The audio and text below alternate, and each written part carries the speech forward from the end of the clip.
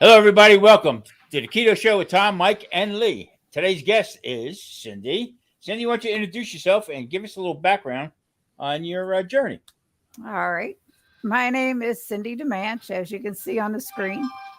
I started keto back in September 2020. I've lost 100 pounds. I've gotten rid of blood pressure meds after about 50 years being on them. I'm 65 years old. I was pre-diabetic. That my last A1C was 5.1. I have lymphedema in both of my legs, which is pretty much controlled. And I'm hoping it's this way of eating, but I also take a diuretic for swelling and wear compression socks daily, unfortunately. Yeah. But they can be a nuisance, but they help. And, I've had both knees replaced. I've had gastric bypass back in 2007 that went a little wonky for me. It was pretty rough. I can hear myself. Yeah. You might want to mute that. Yeah, I got you. You can mute it on YouTube. Hold on 1 second, guys. Okay, continue. But yeah, it's been an ordeal. My sister got me started on keto. And we have a sister chat going. There's me and my sister Deb, who was the one that got me started. And we have an older sister and a sister younger than me. And we have a chat going all the time. And she started keto for her daughter. She had researched different diets as her daughter was diagnosed with fatty liver disease. And she told her daughter, she said, "You start this and I'll do it with you and see if it helps." And she had been watching Dr. Berry and, Dr. Sivas and all these doctors. But then she kept putting little quips in our sister chat, trying to get us all on board. And I said, after and that was in June of 2020. So the end of September, I looked at my husband. I said, "I'm going to do this just to shut her up." There you go. So I started, and I can't thank her enough for all the persistence, because I've had a lot of health benefits from it. So, that seems to be the connection with everybody, as far as it's not only just about losing weight; it's about the health end of it. You know what I mean? Right. Turning things around a little bit. Yeah, the weight loss is, like everybody says, weight loss is a bonus. Yes. Improving your health is so important, and the older we get, the more important it is. Yeah. It's like my mom died at the age of 74. My dad died at the age of 56. Wow. When I passed that 56 mark, I was like, "Yay, I beat Dad." Yeah. You're not. And I 56. was very unhealthy then. You're not 56. There's no way. I am 65. No. Yes. I wouldn't have put you over 30. Well, you're lying, but thanks. Is my nose growing? Well, Well, I want to say hello to some people that are in the chat right here. Saying, "What's up, my Mrs. Perfectly Imperfect Keto?" Watch her channel. She's Hi, Sana. Yeah, she's the next one to come on. Brian from the Bearded Italian, Terry from Medwood. Grilling Dude's here, the producer, the executive producer's here. yeah. Okay, Rusty. What is that? That's Rusty. Okay, Rusty. Hey, Rusty, how you doing? Yep. How you doing, everybody? Hey, Rusty. Okay, go ahead, Cindy. If you want to continue about how'd you get started? I mean, as far as what was the worst part of getting into keto? I mean, that's because everybody sort of looks at it and says, keto. Honestly, when I set my mind to doing something, I go all in. I did very strict keto, total 20 carbs or less a day for the first year at least. Really? Wow. And I was cooking for a household, and I was the only one keto in the beginning. I had my son, his girlfriend, and his kids living with my husband and I. My husband is a type 1 diabetic. Oh, okay. And he wasn't going to do it at first. But he kept seeing changes. I mean, quickly changes. And then, like in October, just a couple weeks later, he says, I'm going to try this.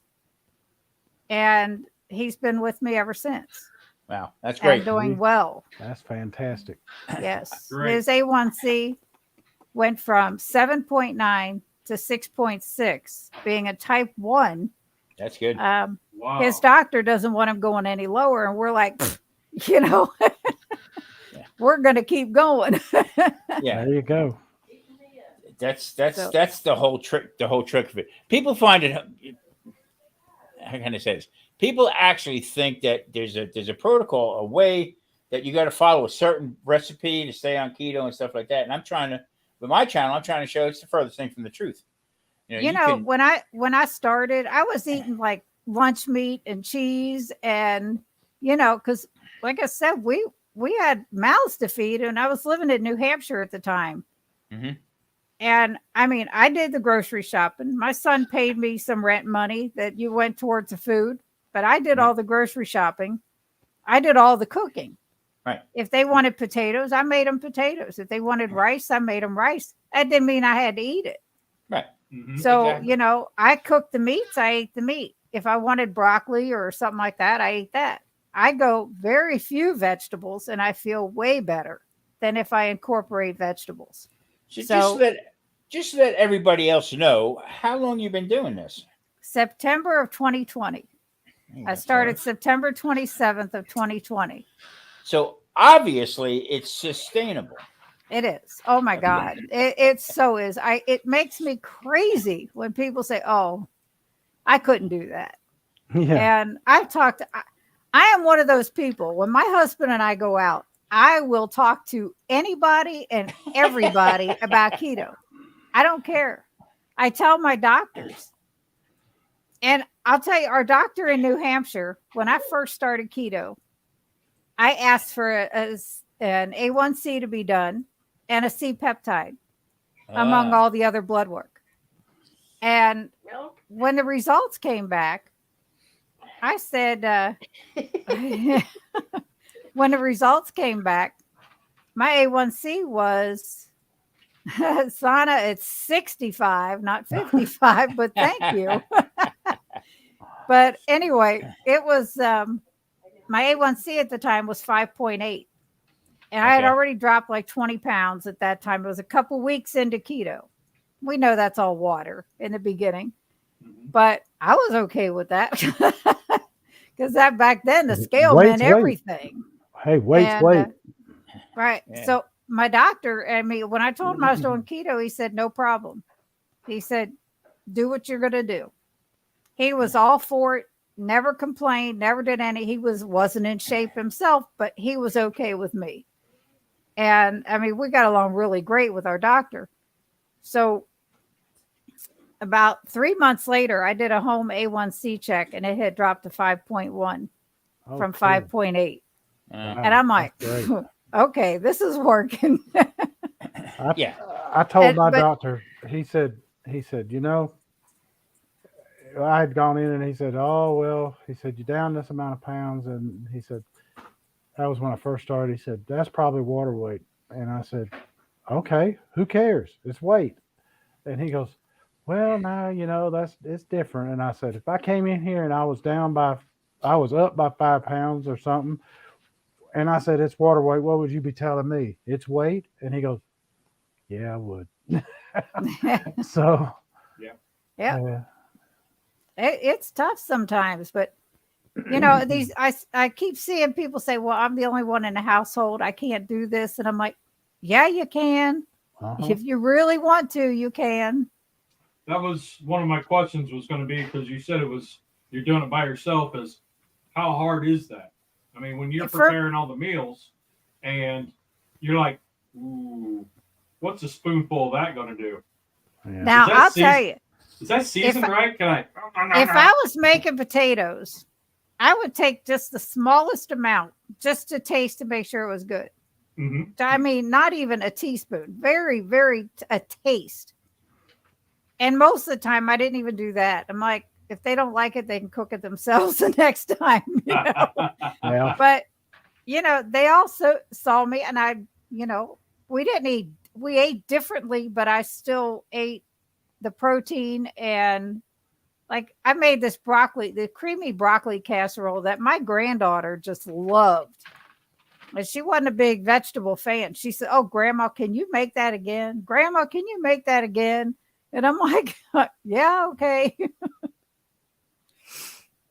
I make a keto version of squash casserole, and my grandkids love it.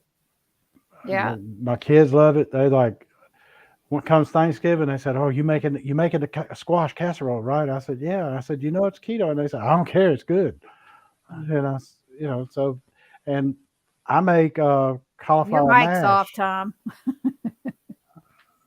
I make cauliflower mash also for Christmas and for Thanksgiving, and they eat that because I fix it up, and I don't tell them it's cauliflower mash. I just they haven't said anything about it, and they eat it and they love it. I mean, literally, there is nothing left. The pan's just scraped clean.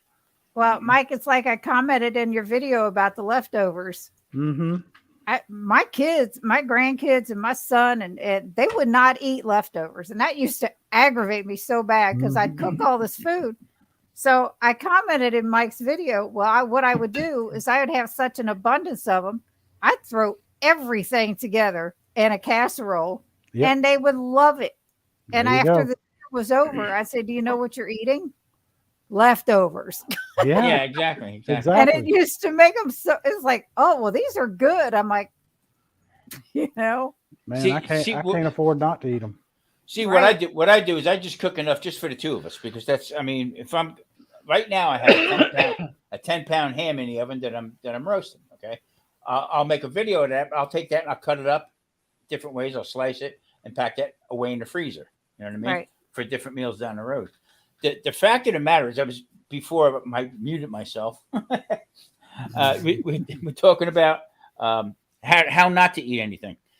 The whole idea is, when I say play with your food, make it different.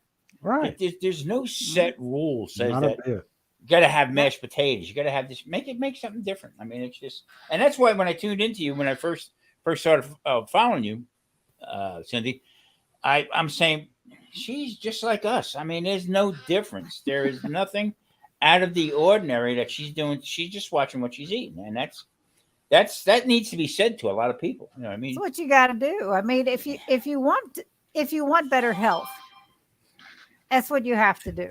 I mean, it's been said so much. We have been lied to for so many years, for decades, about what the right way to eat is. Mm-hmm. I mean, it's been insane. And yeah, I mean, I went off the charts. When I had my knees replaced, I had my second one got infected. Uh-oh. And I had to have 2 other subsequent surgeries to that one on that same knee within months apart. Bless you. Thank you. I had, like, the main surgery was in October. I had another one, I think, in December, and another one in January, because there I had a spot that wasn't healing. Turned out I had 2 infections growing. 2 bacteria. Man. One was a staph infection that could have killed me. Yep. Yeah. It was like, God. So if I had known all this stuff, and I knew I should have been eating better, but if I'd have known all the logistics about the ketogenic way of eating, I may have been able to avoid those knee replacements. Maybe not, but maybe so. Depending on how bad they were. It's a 50-50 shot. That's what I'm going through right now. I went last week. The pain got so bad in my leg where it just I couldn't stand up, at all. And to get around the house and do stuff like that with a cane and everything, and to be told, you probably got a pinched nerve somewhere, but we'll give you this medication. No, I pursued it more. Now I got to go see a surgeon and also have an MRI on it. Yeah. Because this is not right. This is not the way of doing things. Right. So when I went to my surgeon, my orthopedic surgeon, I had my first knee done in 2014. And she really didn't want to do it. And I loved my surgeon. She was one of the best in the country. She had traveled out of the country to do surgeries for people that are out, that can't afford it. Right. She was great. But she told me, she said, you got to lose weight first. That's all there is to it. She said, I'm not going to do it. And I had to lose a percentage before she would agree to do it. And my knee, at one point, I was standing out in our yard talking to my husband. And when your knee bends, it bends a certain way. Well, mine bent the opposite way. It just went totally backward. And man, I'm telling you, I let out a scream. He's like, are you okay? I'm like, no, that really hurt. Yeah. So I knew that one was going to be done. And that was, the left one was worse than the right one until that point. So we had to put the left one off and get that right one done because it was so bad. And everything went well with it. Yeah. So 3 years later, when it came time for my left one to get done, she's like, you need to drop some weight because now, I had put some back on and, because you're eating all the junk. So that's why I like that Dr. Westman, because what he does he's in North Carolina, but what he does is he has doctors send patients to him that are getting ready to go in for bariatric surgery. Mm-hmm. And he puts them on a keto diet. And by the time he gets done with them, they don't need the surgery anymore. I wish I'd have known him before I had mine done. Yeah. Daddy Dutch is in the house. Let's see. Alan, hello. How you doing? Uncle Steve's in the house. Just Jason popped in. Let's see. Hello, Jason, Alan, everybody. Yeah. That's awesome, Ron. Yeah. He's getting ready to start his fourth year. Awesome. Yeah. I started my 6th year in May. I'm just got my 3rd year going. So Cindy, I'm intrigued with this. I'm intrigued with this one here. Okay. Tell everybody about how you got connected with Dr. Sean Baker. I had watched a video of his on lymphedema. He had another doctor on his Rivero, and I was watching this because of my lymphedema, and I thought, well, if there's proof that this is going to help. So in May of 2022, I was watching his video and I commented on it. That's all I did, that I had lymphedema. I'm sorry, excuse me. And all this stuff that, that goes on. And I said, I think I have it pretty much under control and all this. And I told him that I had lost 100 pounds and whatever, yada, yada. Well, the next thing I know, I'm getting an email. Sean Baker would like to interview you. And I'm like, what? Like, that's crazy. And I told my sister, I'm on the phone with my sister. I said, you'll never believe it. She said, that is so cool. Well, I was a nervous wreck. And I'm like, oh my goodness, this is crazy. But it went okay. It was all right. See there again. Everybody says, "Oh, you're carnivore, this and that." Well, I take it as far as what I need, what I need to get out of it, and what I can put into it to make myself better. So I switch on and off. Sometimes 1 week I'll do carnivore. I'll just do nothing but meat. Other times we eat once a day normally, and we'll have some vegetables, a lot of meat, or a little bit of meat, and a lot of vegetables. So it's what actually works for you. But right. to be called out by somebody of his stature with it, this guy's world renowned. I mean, what he does and how he does things. Oh, so Dr. Baker, he's amazing. I got to tell you a story. Yeah. We went to KetoCon. My husband and my sister, my niece and I. It was down in Austin, Texas in April. Well, my husband has never been to a convention before. My sister and I had gone to Keto Palooza last year. And man, that's fun. That one is fantastic. But KetoCon was our first big event. Mm-hmm. And Dr. Barry was there, of course, Dr. Baker, a bunch of people, bunch of speakers, 2 floors of speakers in different rooms. My husband, poor guy, he went up to Dr. Baker and he said, "Can I ask you a question?" He said, "Sure." And he looks at him. He said, "You work out, right?" And I'm like, oh, no, you didn't. I said, you did not just say that. I looked at Dr. Baker. I said, I am so sorry. That's funny as hell. But he had a legitimate question for him. My husband had a really bad fall and couldn't be on his feet for 3 months straight. He had broken his right heel, his left ankle, and his left wrist in one fall. He fell like 10 feet back in 2018, which was the end of his working and everything else. And he has his own story. I'm trying to get him on my channel to tell, but it's like pulling his teeth. But when he said that to him, I'm like, really? You just look at the man. You can tell he works out. That's funny. That's really funny. It was crazy. Is his channel called, what is it? Dr. Sean Baker Podcast? Yes. Okay. Yeah. Yes. Okay. And he has another one called Rivero. That's where he interviewed me on Rivero. He became pretty famous because he was on Joe Rogan, and he was pretty well. Matter of fact, the story I get from him or about him was that they actually took his license away from him because of what he was telling people to do on how to eat. Well, I'm sure that happened. Wow. Dr. Barry. I mean, yeah. I love his book. I'm telling you, if people haven't read his book, Lies Your Doctor Told You, you got to buy it. You got to read it. It's the guys are legit. I mean, they're legit MDs and stuff. And they know what they're talking about. And it's just that they're, again, the buck in the system. You know what I'm saying? Like Mike gets told the same thing. It's not sustainable. You can't live like this. You can't do like that. Yeah.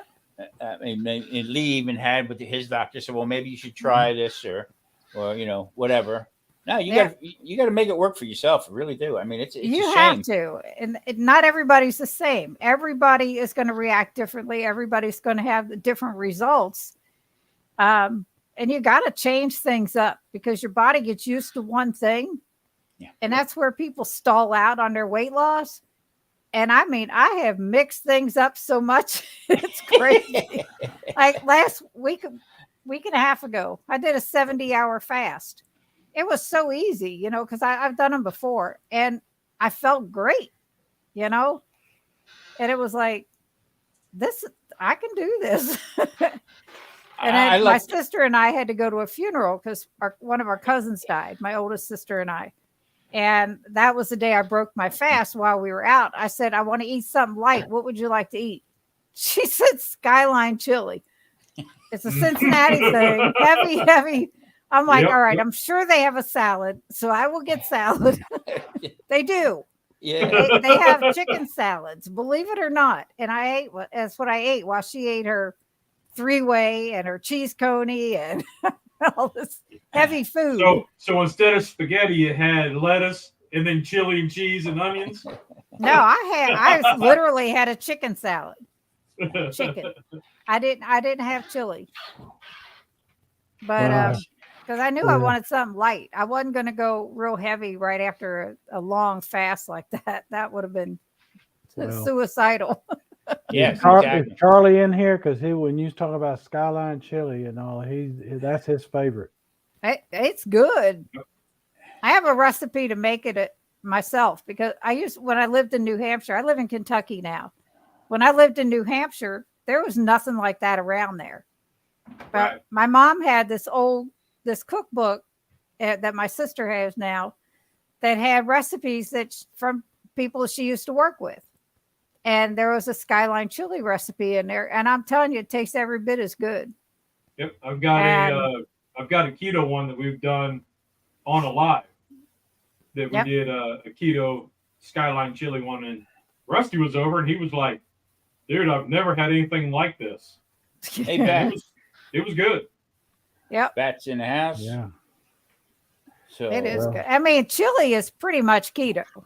Yeah. Yes. You got to check the spices and the tomato stuff is a little but overall, I mean, for the little bit that you get in it, it's great. Right. And instead of using sketty noodles, we used sketty squash. There you go. Well, I'll tell you, I have found a pasta at Costco that is so close to noodles. And it's called Healthy Noodles. I've had They that. are really, really good. I'm like, you can just rinse them off, heat them in hot water, and they're ready to eat. No. So that's kind of like that's that pasta zero. It is. I have never tried that. It's got a different. It's got a better flavor to it than the pasta zero. It's made from the shirataki stuff, if I'm not mistaken, but it's got a better. The taste of it is far better than the other stuff that's out there. Okay. Yes, Alan. So do I. I love a good chili. Oh yeah, good chili is hard to beat. I made a chili dog last night and used it was a canned chili, but the carb count on the serving is next to nothing. Mhm. You know, so and the ingredients, they're not super bad. I mean, that's not great, but it's not super bad either. And ever since I got the crud, as I call it, because I don't want to get a hit, I've been pretty much carnivore. And last night was about the first time I'd had anything other than chicken or eggs. Yeah. How you feeling, by the way, Mike? I feel really good. I still get worn out pretty quick, but other than that, I feel fine. I got I got an occasional cough, nothing bad, and I've tested negative now. Paige has tested negative, and she's gotten to go see her mama. She's so happy about that because she had not been able to see her mama in forever. So I'm taking. I had it 3 times. So the fact of the matter is that the way we eat and everything else like that, as far as our immune system is concerned, it knocks you down. Okay, but here you go. Now they couldn't figure out why my A1C spiked up. Okay, I've been having these leg problems for a couple months now. Okay, not to the severity that is right now. My doctor said today that's why your sugar spikes because of the problems that I'm having with my with the nerve ending and stuff. So have you been to stress will do that. Oh, Stress yeah. I mean, all the time.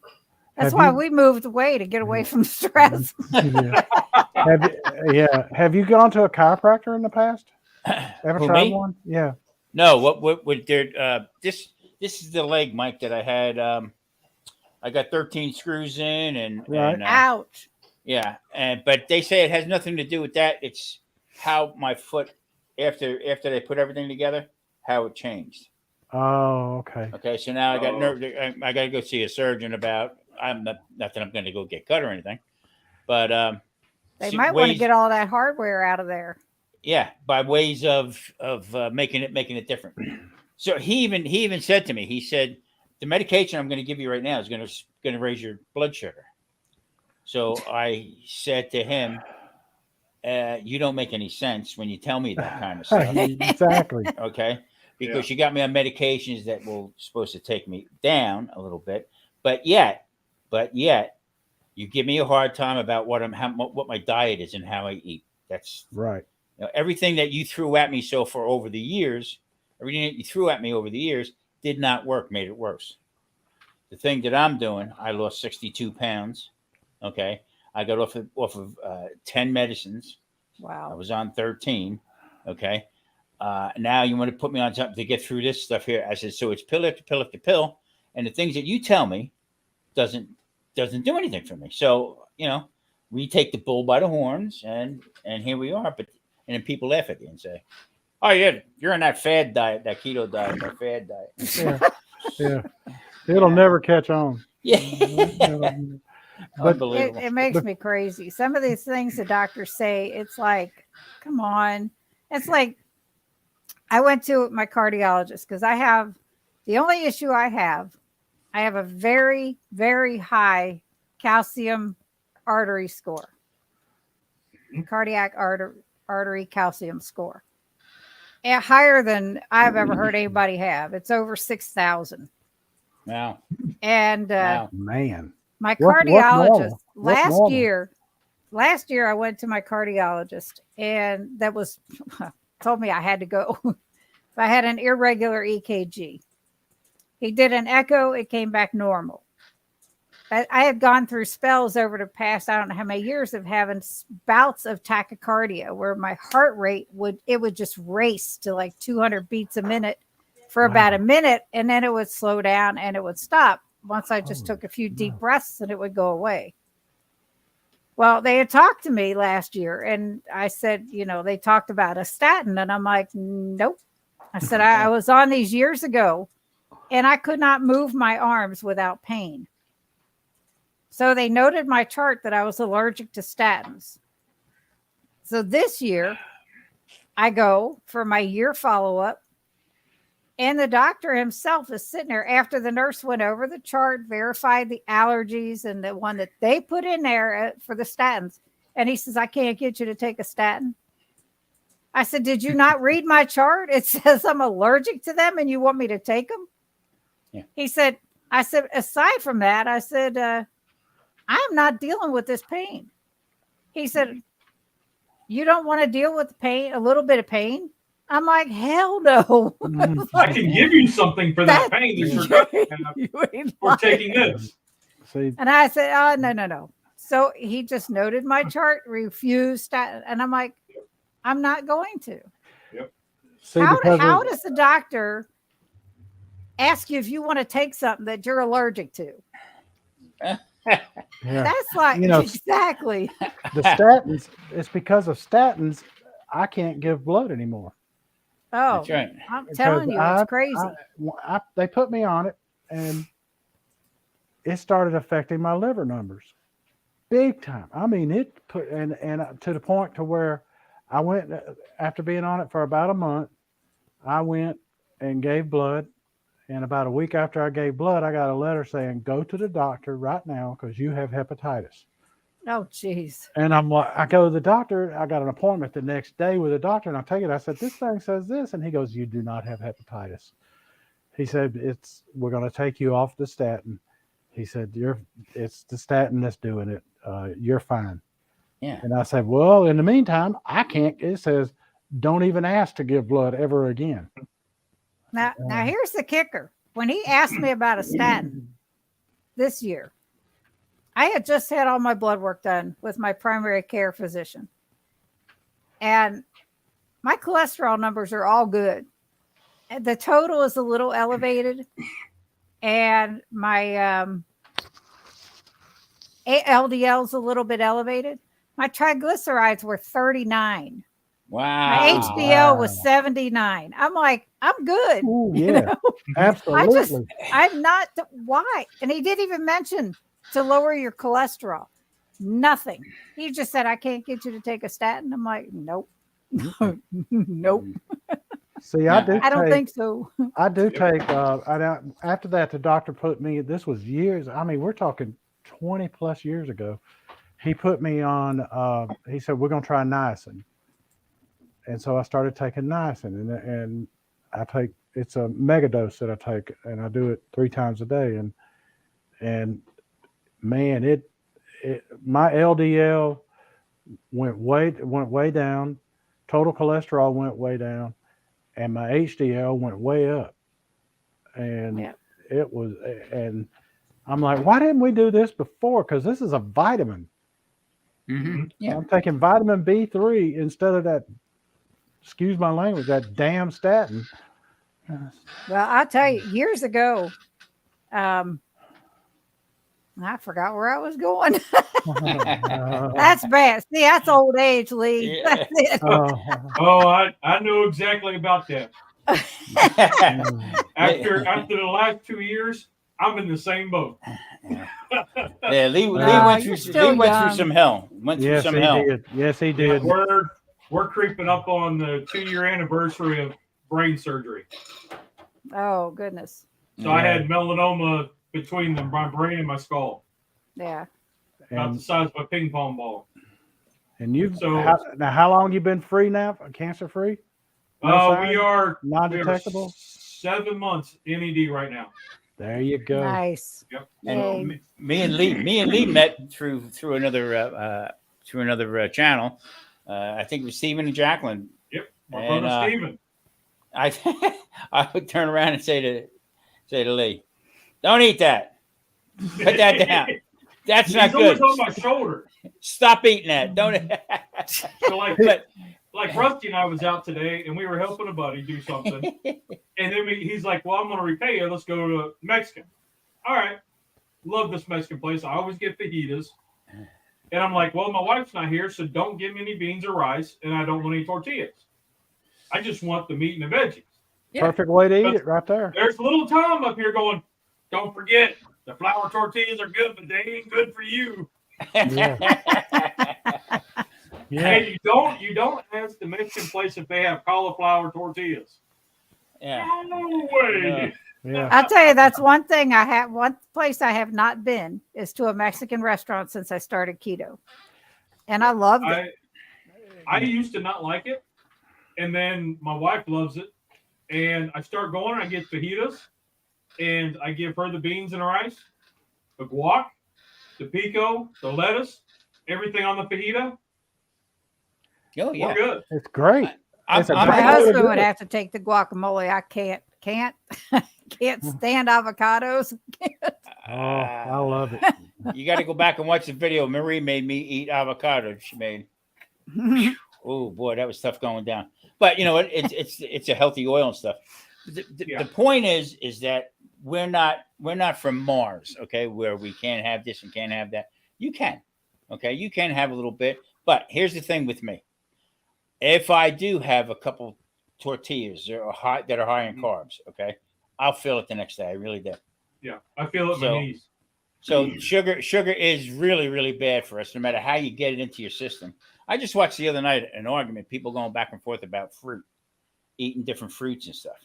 Okay, so you know, with fructose, this and that, when you put something sweet in your mouth, your body doesn't decipher that was made by Domino's sugar, okay, or it came from Cuba, whatever. Okay, it doesn't know that. All it knows is it's sending insulin up to find out what the hell's going on, the whole bit. So with me, all these different alternative stuffs, that is why people go into stalls and stuff like that. And I'm trying to figure out what the hell's wrong. I had all this.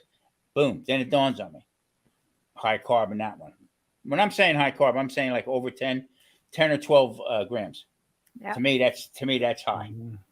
You know, so yeah, trying to work it out. So if you do go off, Cindy, a little bit, how does it affect you? I mean, as far as your,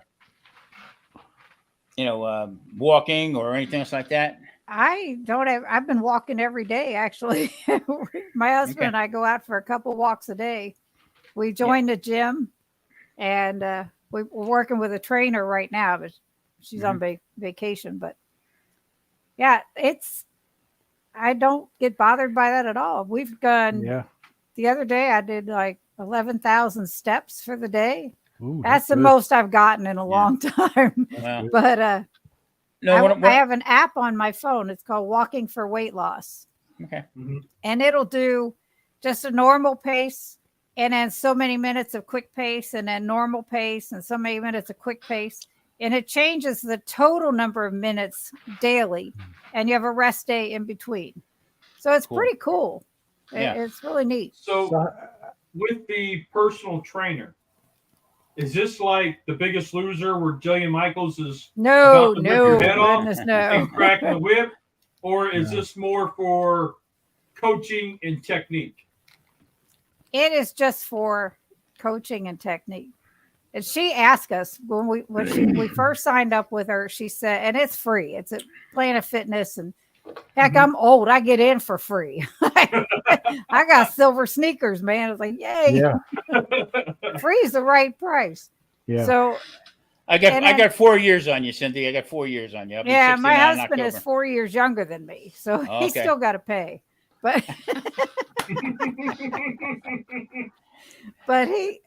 she sat us down. She said, "Now, are you one that really likes somebody in your face?" Or I said, "No, because I'd have to punch you, so that wouldn't be good." I think that's a. You get confused when you're like, I'm going to a personal trainer, and that's the first thing you think of is Jillian Michaels ripping your head off, or is it just like doing techniques so you don't hurt yourself, right? Doing the free weights, right? Exactly. We spend about a half hour with her when we go, She shows us, stretching exercises to get us started, the proper way to use the machines, things like that. And then we're pretty much on our own. And so it's good. You got to move. You have to do something. You just can't sit there and expect the weight to come off. Well, I beg to differ with that, because my 100 pounds, I did not exercise a lick.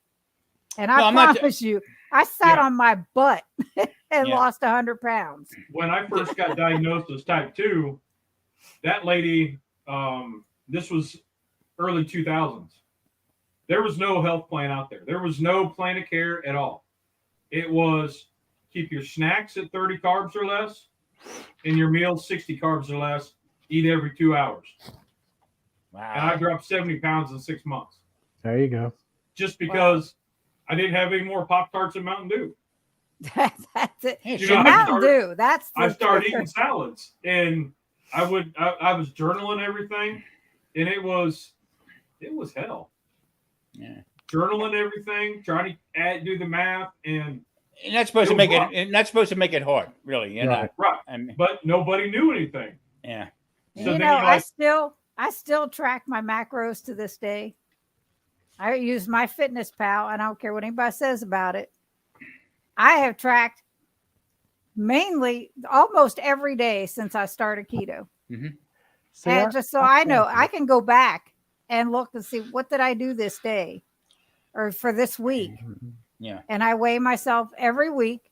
We have a thing where my sister and I and 3 of my nieces are all in it. We're all on keto and we all hold each other accountable. So every Saturday we check in. That's awesome. And it works. So having somebody there for support is great. It's so necessary. But having family support team, I did a video on our family success.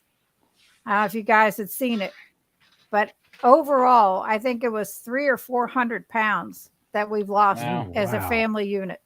That's wonderful. Yeah. So, we're all still going. It's like, and how many of you are there? See, it included my husband. So 6 of us. Okay. That's a healthy amount of weight right there. My husband really didn't have to lose weight, but he dropped about 20 pounds just because of the way we were eating. Yeah. Troy, that's awesome, buddy. Yeah. And excellent, Troy. That's the kick right there. There's nothing wrong with Marie. Marie has no business being on keto. Okay. I mean, not to lose weight or anything else like that. She has no problems as far as with medicines and stuff. She don't take any medicines whatsoever.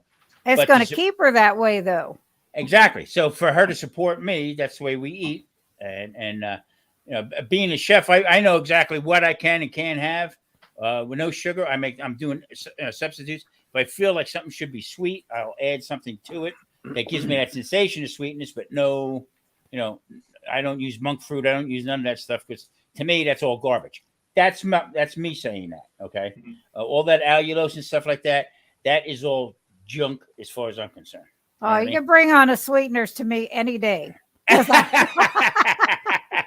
My biggest downfall is the Chalk Zero stuff. I love it. And it does not affect my husband's blood sugar even. To eat something like that. Doesn't affect my Chalk wife Zero either. products doesn't. See, my wife is type 1 diabetic also. It doesn't affect hers at all, not even a little bit. Yeah, there's so many people that say, oh, that's no good. It does affect your blood sugars.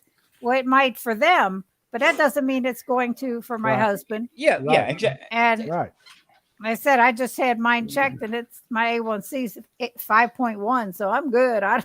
It's like Paige will eat the keto breads on occasion. I don't eat them that often. I've had them some, but not as much as she does. But it does; those don't affect. The net carbs on them are 0 or 1. Very minimal effect on her blood sugar with those. Yeah, I've always only done total carbs for the most part. Yeah. There's a couple things like keto chow that I'll use the net carbs. The acacia gum's not going to do anything. No, it won't. But it might with a type 2 some diabetic. Keto chow too. but see, here's the problem with that. Okay, this is what I got to bring up also. all that other, the gums and stuff like that. Okay. They affect your gut. Okay. They affect your stuff as far as killing your gut for viruses and stuff. That's the problem. That's when they say metabolic syndrome, that's part of that. And the other thing is you got to look at how heavily processed is that stuff. Exactly. Right. Exactly. You know, everybody. That's where we were talking about the sugars versus fruit. Sugars in a fruit. Yeah. When you have processed sugars, processed sweeteners, your body doesn't know how to break that down naturally. Right. Like grapes, they jacked you up. They jacked me up too, but man, they taste so good. But the repercussions in that, my body knows what to do with that kind of sugar versus getting a stevia or a monk fruit that's cut with erythritol. Well, stop and think about it. When now they've grown strawberries, okay, and they're putting strawberries in where you can have strawberries all year round. Okay, so they're modifying fresh fruit, okay, to be on the market 24/7. You know what I'm saying? That's my end of it right there. I did one video a while back where I'm looking at a broccoli and turn around. Marie says, "What are you looking for?" I said, "I'm looking for the ingredients. You know, what's in the broccoli. You know what I mean?" But there again, if it doesn't affect you in the beginning, it might have the downfall later on. Right. You know what I'm saying? So just like with the doctor today. So I'm going to put you on this medication. It's going to raise your blood sugar. Really? You know? How long has your husband been type 1 diabetic? Since he was 2 years old, and he's 61. My wife is 61, and she's been type 1 diabetic since she was 6. So yeah, they lived through the dark ages of diabetes. Yes. Yeah, Jesus. I had bought the book, The Diabetic Solution by Dr. Bernstein. He's a type 1 diabetic. That is a great book. Yeah. When I tried to get it for my husband to read because he wouldn't read it. So I started reading it, and I'd look up and I'd find something that I thought he needed to hear. This is before he started keto too. So it was I had just started, and I'm reading this book, and I said, all right, listen to this.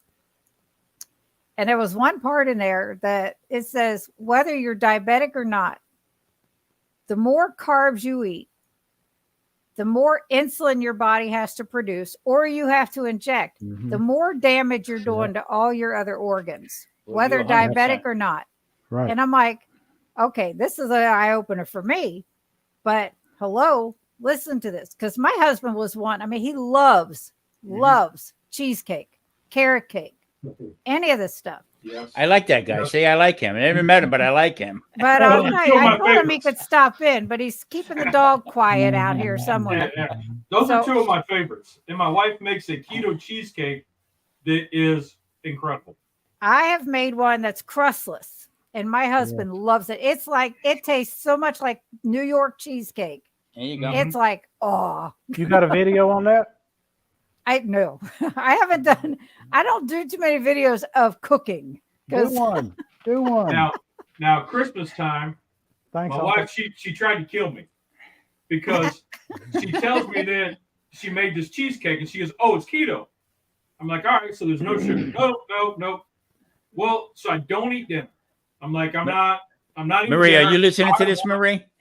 I want cheesecake, and I want like a big piece, right? I don't want the little sliver. I want the big piece. She's like, damn, all right. So then like 2 hours later, I'm like all zombie and spaced out. I'm like, whoa. She goes, what's wrong? I said, my sugar's high as hell because I'm out of it. And she goes, well, why'd you eat such a big piece? I said, you said it was keto. It was sugar-free. She goes, no, it was half the sugar. Because I ran out of the sugar substitute and had to use real sugar. But you didn't tell me that.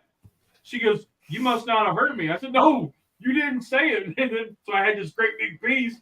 Here I am like, oh, yeah. So anyway, my husband, before he started keto, he would go and get these pre-cut cheesecakes that had different kinds. And at night, he would sit there. He wouldn't just eat one slice. He would grab 2 slices and eat it. Now, he's been on an insulin pump for years.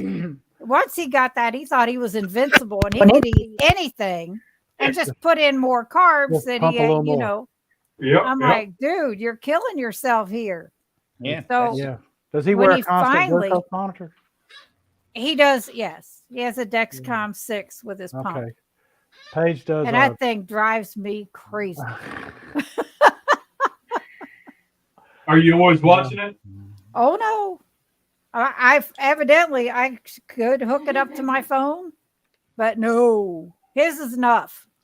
I'm telling you, if he goes low, see, I don't do that. That's my wife's right there. I can monitor hers. I don't want to monitor his. If he can't do it himself, he's in trouble. She's she has Alzheimer's also, so right.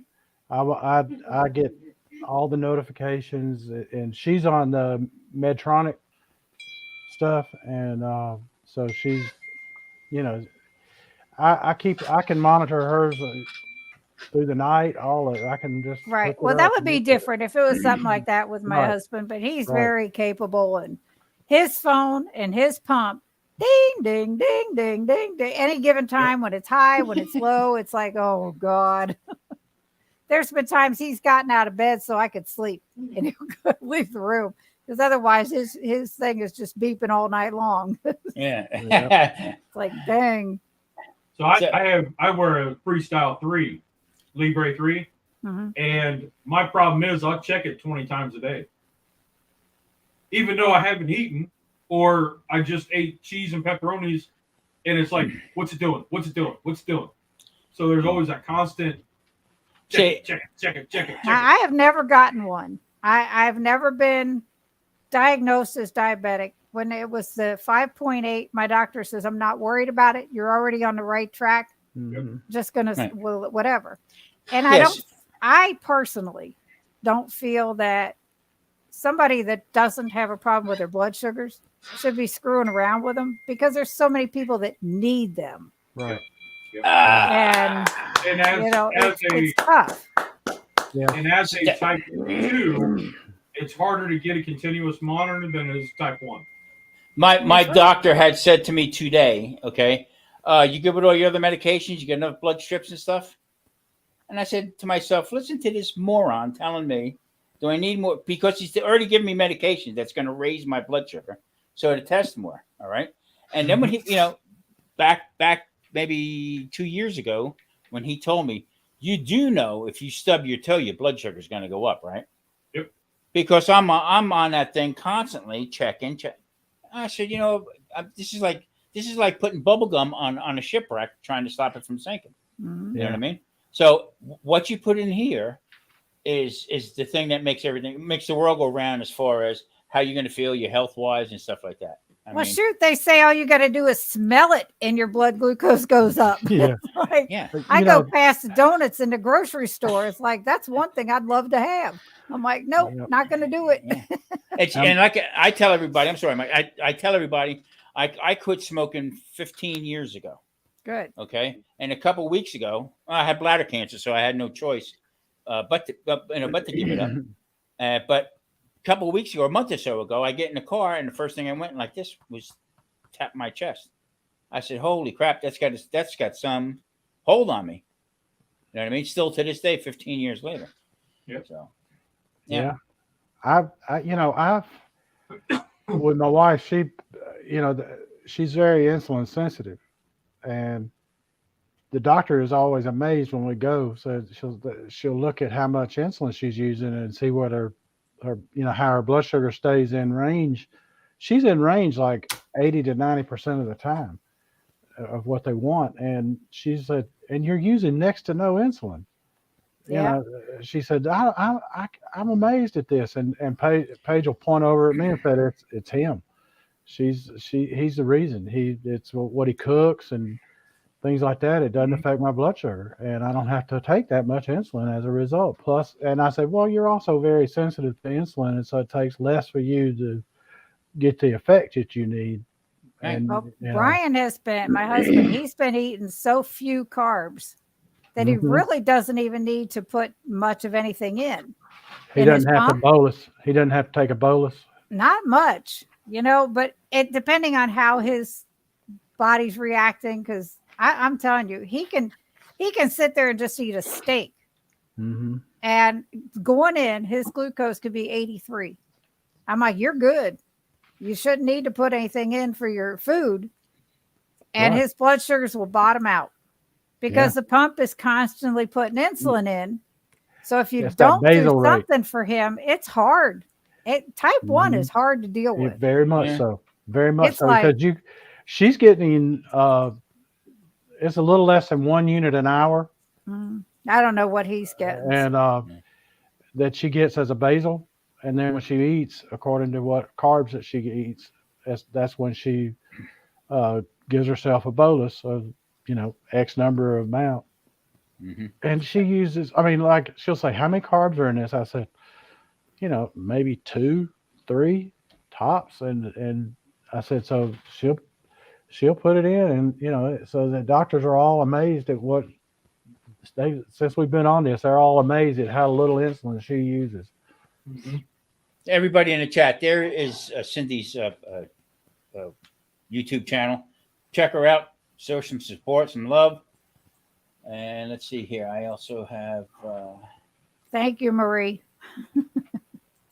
The fact of the matter is that we're on a merry-go-round. Okay, I want to know for a fact how they come up with these numbers. Blood pressure. Mm-hmm. Now today I couldn't walk, so I'm walking with a stick into the doctor's office, and where did they walk me to? To the back to get weighed. I said I was just here a week ago. Do you think I became the Goodyear blimp in 3 days? Exactly. Okay. No, I'm not walking back there. And not to be a hard nose about it, but I said, Jesus, don't you just get it? No, but you're just a number. So it's a shame. That's why you got to take care of yourself. You got to do a little research. Check out guys like Sean Baker, Dr. Sean Baker, Dr. Ken Berry, Eric Westman, and stuff like that. And I'm going to tell you, I'm sorry, Tom, go ahead. No, go ahead. No, go ahead, Cindy. No, meeting Dr. Baker and meeting Dr. Berry, meeting the two of them in person is fantastic. They are both very approachable men, and just like you and I, they're just people. Yeah, that's right. But you get them, and it's like they're so knowledgeable and so helpful in so many ways that it's just mind-boggling to me that they are that approachable. They have the science behind them. Okay, right. I met Dr. Berry last year at Keto Palooza, and my sister and I, like I said, we had gone and we had our picture taken with Dr. Berry, and it was like, yay! It was great. Yeah, as as others. Everybody we met was great. Yeah. So how was Keto Palooza? Yeah, tell us about Keto Palooza, because I've started to hear some things about it, but is it just convention like Weight Watchers kind of deal? Oh no, everybody's just talking about how to lose weight, or any keto convention you hear about.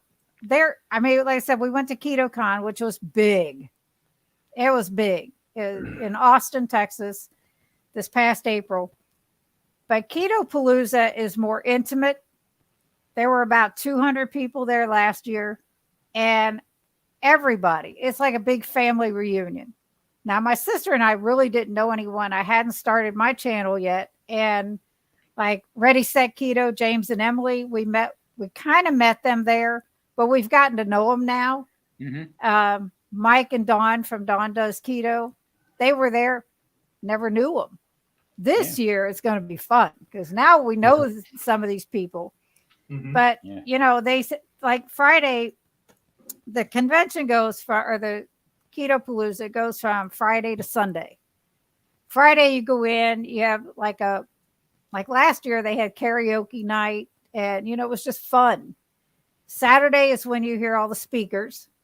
Dr. Berry, last year it was Nurse Cindy, and who we got to know real well. And that's a story for itself. And all the other speakers, it's all one day. And then Sunday morning, you had the option to go on a walk. So there was like a 4.5 mile walk, a 3 mile walk, or a 1.5 mile walk. Well, considering that I was pretty new to keto, not really. I had already lost the weight, but we chose the 3-mile walk, my sister and I. She said, next year I'm going the whole way. So this year we've signed up for the 4.5-mile walk. And it's just a lot of fun. So, and then they finish up after that. You go back to your room, you check out of the hotel. If you're at the hotel, because it's all done at the Galt House in Louisville. And I mean, and then they have like closing ceremonies. They do some giveaways, and it's just fun. You know, KetoCon was more, you know, figure out who you want to listen to and all this, because there were many different things going on at the same time. It was good. It was huge. Thousands of people. Mm-hmm. Keto Palooza is more of an intimate setting. Like I said, it's very friendly and so much fun. Mike, what's the one we're going to in Vegas? Here? I was going to tell you about that because I just found out this. They canceled it. That's right. They canceled it. Damn rat bastards. Yeah. Well, they said the guy that was coordinating it wasn't getting back with anybody. Like Two Crazy Ketos was supposed to be speaking. Right. And they kept trying to call him and tell him they couldn't do it. The guy wouldn't call him back. He would not get back in touch with him. And just, it was a lack of communication all the way around. And he won't get back with me. He won't get back with me about a refund. That's crazy. It's crazy. And so, you know, I'm still coming, Tom. Hey, we'll do our own keto. There you go. Okay. Keto meetup. Arrange another meetup, just a local thing. All right. For people that want to be there or whatever. Like they've had indie meetups that I've gone to. Now I'm in Richmond, Kentucky. Okay. We've gone to Indiana. We've gone to 2 of them in Columbus, Ohio. Do you know Dustin and his wife from Keto Simple? I have met Dustin. He's great. I've never met his wife. Yeah, Dustin's great. Dustin is fantastic. Yeah, he's a great guy. Yes, he is. And I want to go to Keto Palooza. I want to go to Keto. They're running out of tickets. When is it? October 6th through the 8th. So it'll be next year because I'm doing the one. I'm still going to Vegas this year, even though it's been canceled. I'm still going to go because I already paid for the airline ticket and I got the motel paid for. So screw it, I'm going. Well, come on, baby, come on. Watch Autumn Keto. She's the one that coordinates Keto Palooza. Okay. We got to talk her into doing 2024 because. So Mike, Tom can take you to his Ketocino. Yep. Well, I can't stay there late because I got a flight out the next morning. So just go from the casino to the airport. That's all. Yeah, there's a lot of great places to go out where I live out here, and most of them that we do go to know that I'm pretty well clean keto and stuff like that. So we'll walk in a couple places and here's the menu. We know what you want. Usually get the same stuff, but they're very accommodating with it. You know what I mean? My husband and I went to Vegas a few years back, well before keto or anything, but we went for a different kind of convention. And when we got to the airport in Vegas, I was floored. There were freaking slot machines everywhere in the airport. I was like, what? Yeah. That was funny. I'm telling you, I had never had it before, but this last time that I went out to Vegas last year where we went down to Arizona for the number 3 granddaughter's high school graduation. Mm-hmm. She in the airport they had a Wendy's and we were hungry. It was, man, I'm talking about really hungry, and I'm like, well, what if I looked up there and I saw Baconator. And I said, and it was breakfast time. I said, give us 2 of those Baconators without the bread. Now, I'm here to tell you, you eat that is some kind of good. Yeah, they have a big variety out here. I mean, everything's a little expensive too, especially in the stores. But if you do, the right shopping and stuff like that, it's okay. It really is. I'm concerned now because now I got this leg problem about my future playing every weekend. So we're going to see what happens. I skipped last weekend, and then I got to go this weekend because it's a big turnout. So I'm telling you, Tom, seriously think about doing a chiropractor. Find you a really good one because they can get things lined up. I got a friend of mine who's got one leg shorter than the other, and he has had pain forever and a day. And the chiropractor got him. What he walked with a limp, no more limp. I know that guy, Skippy, and his name's Skippy. Yeah. Or you put on a football helmet, lay on the floor, and let Marie beat on your back with a rolling pin. Lee, I don't need no suggestions, please. You have to wear the football helmet though, so that way she doesn't slip and hit you in the head. That's funny. Well, let's get back to our guest here. Cindy, what have you got for the plans? What's your future? I mean, you're doing such a great job with yourself. I watched a couple of videos with you walking, at walking through. I seen with the storm coming up and stuff like that. Yeah. How do you see yourself? What I'm trying to get out is, do you see yourself really sticking to this lifestyle and as running the long rest of as your life I'm out? living? There you go. Absolutely. I see no reason to stop. If I go backward, I'm just ruining my health. Worse than it was. Worse than the CAC score. Everything else will be screwed up. Yeah. But So that's the only thing I've got wrong. It's like I'm good, I guess. What would you tell somebody who's just starting this journey? Don't sweat the small stuff. Keep it simple. Don't make it harder than it is. You're preaching my song. I'm telling you, so many people try to read so much into it, and it's like just eat meat. That's it. A little bit of veg if you want vegetables, like I said.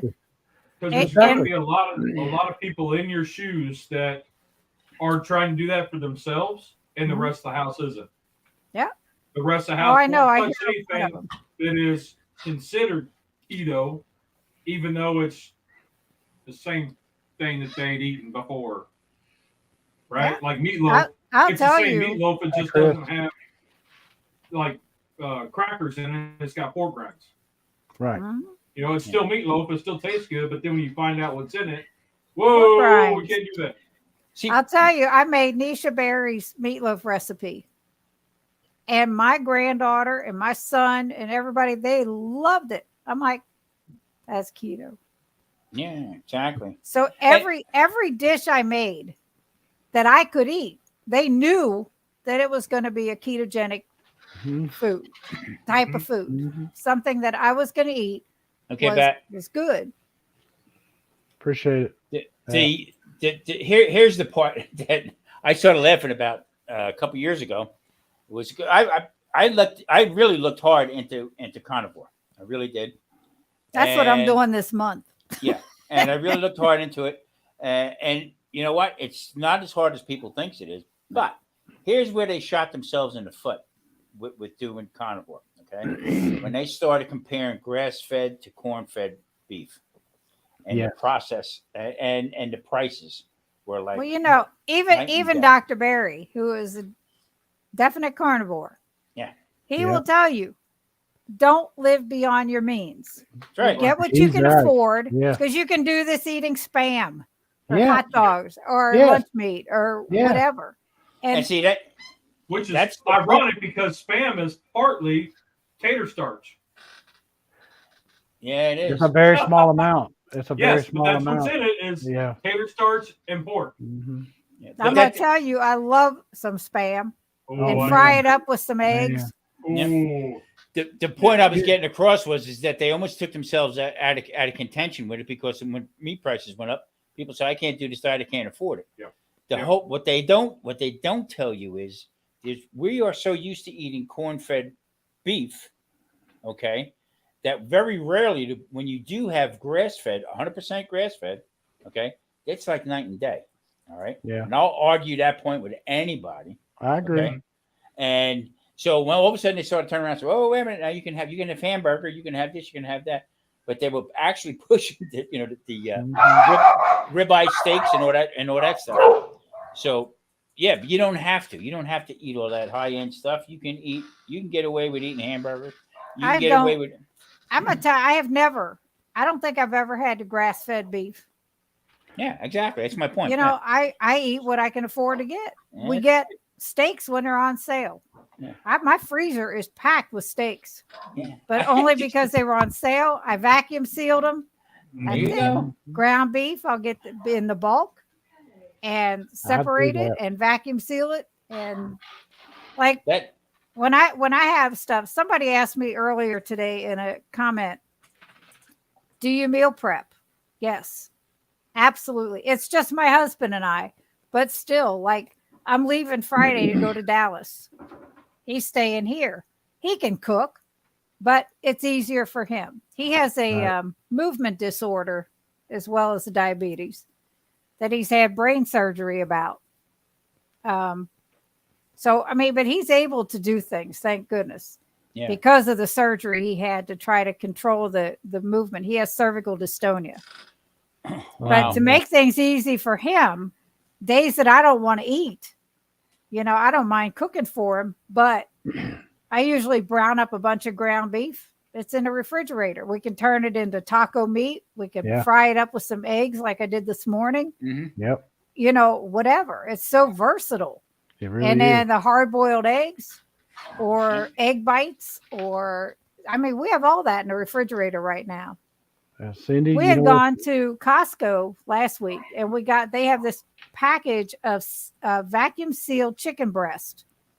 That's rotisserie chicken that they had taken off the bone and just vacuum sealed it. And they sell it like that all the time. Well, that's the first time I bought some. And I took it and I put it through the food processor and it was more than ground up. It was like, it was pulverized. But I made some chicken salad with it. I made a chicken crust that I topped with cheese, like cheesy bread. I made, what the heck? A couple other things with that one pack of chicken. Yeah. And it's great. I mean, we still have some chicken salad in there that we put on egg life wraps or I just eat just like that. So you need to check it. I got a video that it's a while back, so you got to dig through them. But I've got a video out there where I took Spam and it was when fish prices were through the roof for a while, even frozen fish. It was awful. And I called it, I did spamming. Spamming. I remember that. He cut Spam and made it look like a fish. Yeah. Now, I'll tell you what I have done with Spam in the past is made Spam fried rice with cauliflower rice. I've done that. Yep. That is so good. Mix it in with and I made cabbage. I made that with before we moved when everybody was living with us and they all liked it. I'm like, yeah.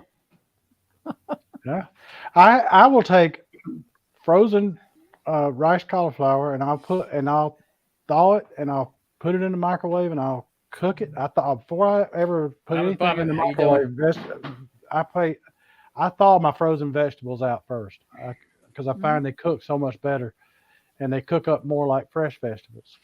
So, but I thaw it out and I microwave it until it's all good and tender. And then I mix it into the ground beef and I use it and pork rinds in my meatloaf. Yep. And man, our grandkids, my wife, she makes meatloaf. She makes a great meatloaf and the grandkids, everybody loves it. And it's as keto as it gets. I do that and make stuffed peppers with the ground beef and the, It's really not hard. It's really not hard to do this. And I'll argue with anybody that says it's hard. It isn't. Now, we except for our grandson Lee here, we're the elders of doing this. Okay, and it's not hard. It really isn't hard. To get your health back. Call me an elder. Hey, I'm the eldest. You're getting it. I'm the eldest. But so anyway, getting ready to wrap up here. Anybody have any questions for Cindy or? So it's not really a question, but I'm sure you guys will remember when I was growing up, you guys would have been 20s. Say another one, right? I know. Kick me in the cane, why don't you? I remember whenever we had hot dogs all the time. And last night I was sitting down and I had like 5 hot dogs with cheese melted on top. You know, that was my dinner. And I remember getting yelled at by my parents if you had 2 hot dogs and a handful of chips. That was more than what your allowance should have been, because you were 1 hot dog and then, like, you know, a handful or 2 of chips. Yep. You know, and it was just one of those oddities. I was like, here we are. We get rid of the bun. We add in another 2 hot dogs. You add in cheese. You don't have anything else with it. No chips. Yeah. You know, but like we've talked, it's butter was bad. Eggs were bad. Everything was bad for you. You know, and hot dogs aren't the best. But it was one of those memories that I was like, here I am sitting down as an adult. I'm eating 5 hot dogs, and I'm like, you should only have 1. Oh, maybe 2. yeah. You know, I remember my mother telling me, eat that. This kid's in China starving. And I got my ass whooped because I said, put a stamp on it and send it to him. And the food that was left there. But I mean, stop and think with some of the commercials. The other night, there was a thing on YouTube. They had commercials from the 60s. I was like, I cracked up laughing. Mm-hmm. Wonder Bread helps build bodies 12 ways. Yeah. They had that little backwards, you know what I mean? And milk makes the body good. Yeah, and all this stuff. And here I am, you know, telling Marie, get my cane, damn it. I can't walk. Yep. I don't know. My father-in-law was told part of his congestive heart failure was he drank too much milk. I believe it. Yeah. I have a son who's 42 years old, has Crohn's. He's already lost most of his colon, had to have it removed. He will not listen to anything I say to him. He tells me, I'm listening to my doctors. And I said, yep. And where's that getting you? Yeah, exactly. And there again. I mean, every channel goes up and says, well, I'm not a doctor. We're not giving out medical advice and this and that. Mm-hmm. No, I'm not giving out medical advice. I'm telling you what happened with me. Right. How it worked for me, what I did, and how I got to where I'm at now. Now, is it bulletproof? No, because I have nerve problems and stuff like that. Has it to do with my diet? It could be, but it's not. As far as I'm concerned, it's not. You know what I mean? So, you know, just getting old and, you know, trying to change things up a little bit. But it took me 40, 50 years to get to the point where I had to say, hey, you know what? Enough's enough. You know, well, that's where I know when I talked about my CAC score, somebody said, how does it get that high? Somebody was about to ask that. And the only thing I can think of is from having high blood pressure since I was a teenager, it does a number on your heart. Yeah. But I did ask Dr. Ovadia, who is a heart surgeon, and I put this in one of my videos. I asked a question about the CAC score, but then someone else asked about ketones. And they said, you know, everybody talks about you need ketones for your brain. Well, your heart needs them too. Yeah. And it was like, wow. Okay. Now it's like a 10-fold reason for me to be doing keto and staying with it. This is another subject that we should talk maybe at another time, because I agree with you with this. We are measured. All our medical numbers, let's put it that way, your blood pressure, your diabetes, blood sugars and stuff like that, ketone levels, all are based on people who eat high carbohydrates. I'll tell you, I have a keto mojo. I definitely do. Yeah. And even now, I will check it more often than I ever did, because hearing that from him, you know, you always hear how it's important for brain health. Right. Ketones, you know, help you clear the brain fog and all that stuff. And some people are affected by it. Some people aren't. You know, it is what it is. But to hear that your heart needs ketones as well. Yeah. For somebody that's in the 90th percentile of having a heart attack, because of my CAC score, that's important to me. Yeah. You know, it's like, wow. Challenging Kitchen asked, do any of us eat oats? And no, I do not. No, oats are no good for you. Not for us. Now, I haven't had oats since way before I started keto. Same here. Same here. The thing about this whole thing is it's like looking at a chart, okay, for a gasoline engine, what the components you should put into this gasoline engine, okay, but you're a diesel, Right. okay, so all the numbers are wrong. Everything that they're saying, especially if they don't have any really good studies on ketones. Mm-mm. They will not, for the life of them, they will not let me get a insulin test. Measure my insulin. They won't let me do it because you know why? It costs a lot of money. You got to order one on your own. So you limit it, you know, to what you can and what you can't do. So if you're in column A and they're telling you stuff about column B, it's not working for you. So when the doctor said to me, "Whoa, well, your cholesterol is way down. What are you doing?" I said, "I'm doing keto." He said, "Your cholesterol is 140." I said, "It was 121." Then he's talking about the LDL. I said, "Does it really matter about it? Because cholesterol does not cause heart attacks. It's science. Science. It does not. It has nothing to do with it. So why are we measuring that? Why not measuring, the other components that go along with it?" So that's where the turning point is, as far as, like you said, as far as with ketones. Okay, I'm to the point now where I'm pretty well leveled off as far as between my ketones and my glucose. Okay, so it's starting to work pretty good, doing the lifestyle that I'm doing, and all my other numbers are pretty much there. But with that said, when you're dealing with a doctor who doesn't want to hear that, okay, you got to change. You got to change shifts. I mean, you got to change and the folks that are out there. She's got the Keto Mojo that measures the ketones And glucose, and because it'll do a dual function on it. When you're first starting out, if you want to use the little test, the urine strips, they're fine when you're first starting out to see if you're in ketosis and all. But the longer you have been doing keto, the more inaccurate those strips become. That's just the ketones that you're wasting. Right. That you're peeing out. Exactly. That's all that is. That's all that's measuring. Right. And they are highly inaccurate at that point. And so if you want to get a good measurement of it, blood, that's your best bet right there, because that tells you what you are actually using for energy. And now they seem to have this deal now where you got you can blow into it and it'll measure it that way. I don't know how accurate those are or not. I haven't read any research on that to see. No, actually, Mike, Neely from Indigo Neely. That was when you got in trouble and had to get one of those to start your car.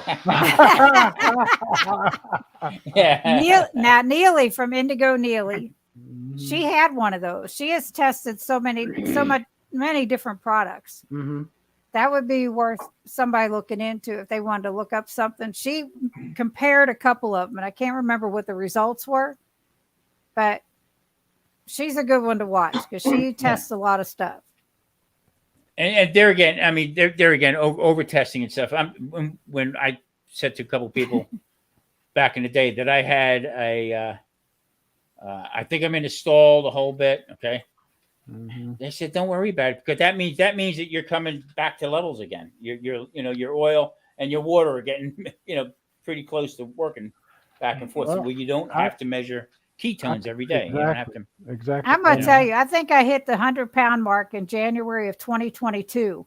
And I've been up and down, up and down, up and down, up a pound, down a pound, up a couple, down a couple. And it's like, I still want to lose about 25 more. And I'm like, come on. See, but there, I'm sorry, Mike, but there again, Cindy, that's the gumption that we have, because it came to us and it was like an eye-opening thing. Wow, I lost this much weight. Okay, I feel great. Hey, in the beginning, I had to use a walker and a cane to get around.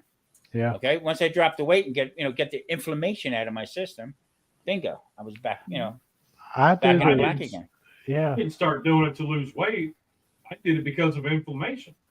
Right. Exactly. And the weight came off through treatments, and I'm now what I was in the 8th grade or less. Yep. Oh, when I started keto. Hi, Deb. That's my sister. Hi, Deb. Hey, Deb. Nice. She's the one that got me started. This is her fault. No, We thank you, Deb. We thank you. Yes, indeed. Yes. She's good. She's an Well, awesome sis. I tell people all the time, that don't make this hard. Just knock out the starchy vegetables. If it grows in the ground underground, let it be. Yeah. Down the road, if you want to add in turnips or radishes, fine, but cut them out to begin with, and you'll get your sugar. Oh Lord, grains. You're going to see a big difference. I'm pushing jicama this week. Oh We're yeah, using jicama's jicama. good. Jicama Jicama's fries. good. I love jicama. Right, yeah. I do love jicama. I have It's not great. tried it. Like I good. said, I eat very few vegetables anyway. So I've it's been like, working even on when I'm trying not to do doing it. carnivore. I've been working on trying to do a jicama chip, and I haven't quite got it perfected yet. I haven't tried jicama or the buka choy. I haven't tried that either yet, but just playing with it a little bit, just to show people different alternatives, what to do. I mean, I can eat a rock. It doesn't make too much of a difference to me as long as it's not high in sugar or high in carbs. Right. Have any of you tried the cottage cheese chips? Yes, I love them. They are good. They are really good. I saw your video on that, and I was waiting for your results. Well, which one did you like better? I liked them all. Okay. One had a little more little kick to it, more The so than I Operation would care Barbecue? for. Yes. Okay. But I think I told my husband next time I'm just going to put a little salt in it and just do it just like a regular potato chip. Did you microwave them? I did. They were my husband hates cottage cheese. You know what? And he tried these. He said, "Man, it just doesn't even taste like it. These are good." Most folks I found the reason they don't like cottage cheese is a texture thing. You blend it up, it's a whole different game. Mm-hmm. It's completely different. It's a great thing. I love cottage cheese. Yeah, I like it whatever way. I use a little bit of my Cajun, little Cajun seasoning on top of that. Yeah. Oh, I was in Smith's yesterday. That's the cheapest place around to get pork rinds, and they're pretty good. I usually go to the Mexican store to get them, but some of them get too crunchy. But I grind them up anyway, and that's what I make my breadcrumbs out of. So the guy at the checkout looked at me. He says, "You must like pork rinds." I had 6 bags that I bought. All right. Yeah, by the time you grind them up, you might have a half. Yeah. Yep. And then I went to Sprouts. Okay, for an 8-ounce jar was $10.99, almost $11. Oh my God! Yeah, I'm not gonna do that. That's the thing that makes me mad. They, people trying to get healthy again, and these people that take advantage of overpricing things, and to me, it's tragic. It really is that the greed steps in to it when you're trying to get yourself back on order again. But you know what? We have ways around it. That's why these YouTube channels are great. People do different things. I think it's Well, these big companies buying out the ones that were helping, like Campbell's buying out Rouse. Yeah. Yep. They bought them out. Was it Hershey bought out Lily's? Yep. Ron's just mentioned that a little while ago. Yeah. Yeah. That happened. Rayos. Yeah. Yep. Sana, my interview with Dr. Baker was from May of 2022. It's actually in my playlist. Okay, I'm gonna go watch. So she asked a question. I'm gonna go watch that. That's in there. All right, guys, we're an hour and a half into this. I think we need to. I think we need to have Miss Cindy back another time. Mm-hmm. And this is fun. This is fun. Our concept is here with everybody is bring other people out. I mean, we all eat. No matter what, there's no set rules of what we do, how we do it, okay? But the results is there, and we all have the same results. That's, to me, is the best thing. Lee, I want to ask you a question. Who you got coming up? We have Mr. Cast Iron next week. Cool. And then we have Carnivore Kip doing the pre-recorded the week after. Okay. Very good. Very good. And if y'all haven't checked these guys out, yes, Mr. Cast Iron, he started out, his channel was keto, and then switched to cast iron because that's his passion, right? And his whole channel is about cast iron. how to care for it, how to cook in it, all that stuff. Carnivore Kip, huge inspiration. The guy was almost 500 pounds. 2 pounds shy of 500 pounds. And the video he posted the other day was him jogging with his daughter. What, he's over 100 down now, aren't he? Yes. Yeah. He's just he's right at 400, just under. Yeah, that's what I thought. Intentional carnivore is amazing. Sean White? Yeah. Gee, Christmas. Mike, who you got coming up in the future? Well, I want to toss this out here right now for Sana. How would you like to come on with us when it's the next time I have my turn with the live? Yep, I think so. She's got a great channel. I was hoping you'd be in here so I could throw it out with you. Yeah, mull that over and we'll do it when it's my turn. She's here. She's somewhere here. You know, and I threw it out on my live Sunday that if anybody was interested, to hit me up. Yeah, we'll work it out. You know, I'm available almost all the time. There you go. There you go. That's like Ron. Ron said, anytime you need me, I'm there. Yep. Cindy, you have a lot of interesting ways of doing it. You're into it pretty good, and I appreciate you really for when you first came on. We first became friends on here. I asked you a while back. You were going on vacation and stuff like that, and I said, you know what, I got to make sure I get Cindy up here because you do have a great story. Yes, you're very knowledgeable. You're very knowledgeable about it, and I feel if we can help one or two people, get moving here. I think it's great. I really do. Well, Sana says she's good with it. So Sana, since Lee's got the next 2 weeks lined up, it'll be that third week from now, that third Wednesday from now, and I'll get with you. I'll send you an email. I'll hit you up with an email on it, and we'll discuss it more in depth. What also I believe on my StreamYard here, I believe everybody's going to get shared, but I think I can have up to 10 people on here. So one day we might do bring a couple other people that we had in the past and stuff, and bring them up, and we'll just have a nice chat. I think anyway. So I like that. That's good. All right.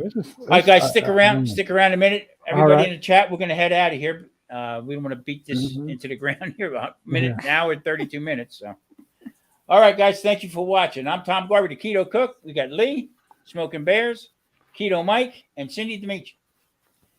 Take care, everybody. Thank you. Great show. Great show. Bye, everybody.